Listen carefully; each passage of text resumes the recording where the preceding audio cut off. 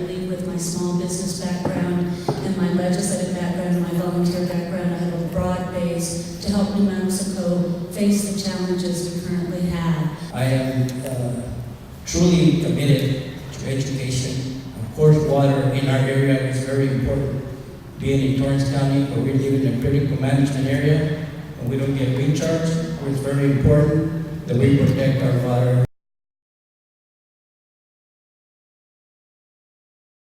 Education system, I think there's enough money, but I don't think that they've been using it the way it should be used. I am before any kid, any student can play extracurricular activities, I think they should have at least a B average in their grades. Because one of the things is, if we let them, okay, go ahead and play, you can play, you can play, you can do this, that's teaching them, they're going to go through life knowing that they're going to let them do whatever they want to, and that's not the way it should be. And there is a connection between literacy and graduation rate. And if we don't focus on that, then we're not focusing on what is important to ensure our students learn what they need to learn to be successful in the system.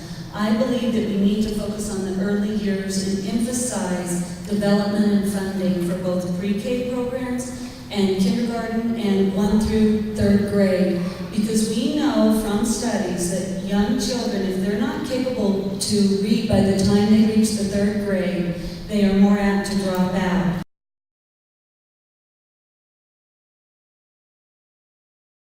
This last session, I am proud to say I sponsored the Educational Finance and Audit Act, which the governor signed. Almost half of our budget goes to our public school systems, and it's important that we have accountability. This piece of legislation will set up both audit and finance committees made up of both the school district and the public to ensure that the dollars are going to where they should go. And we have to be accountable for what we do, the actions that we take, because these people have voted us into this office with the trust that we do what we are supposed to do in this office.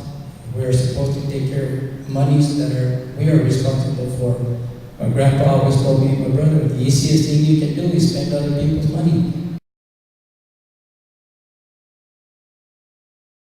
I really do not support taxes of any kind right now at this moment. There's no way we can put that taxes on people because they're having a rough time out there. I also believe that we need to look at our tax code to ensure fairness and equity amongst all of the businesses in New Mexico, certainly our small businesses who provide the bulk of employment throughout the state, especially in our rural communities, much of which my district is.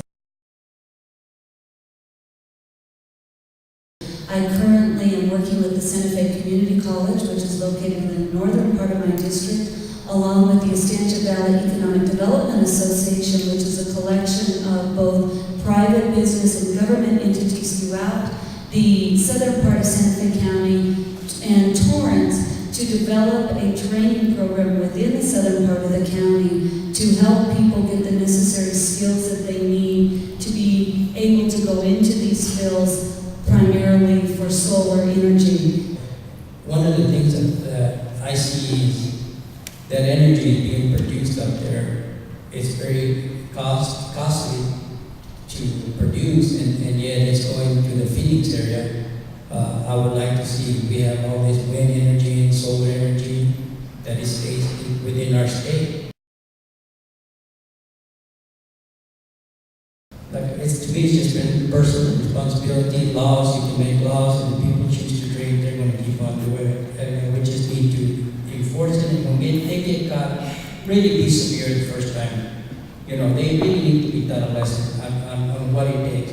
If they kill somebody, maybe they ought to stay with that family for about 6 months and see their sorrows and whatever they have to go through. We need to make sure that the very first time someone is pulled over with a DWI, that there is swift action and penalty to hopefully prevent the repeat DWIs that we see happening. It is unconscionable that someone with 4, 5, 6 DWIs is allowed to continue to drive. I don't believe any state state can successfully police it. Certainly not a state as New Mexico, where we share borders with Arizona and Texas and Oklahoma and Utah, and then we have a large portion of our border to the south, contiguous to Mexico. It's important and it's imperative that the federal government act on comprehensive reform. When they get caught or whatever out there, we really need to, if it's deportation, it's deportation.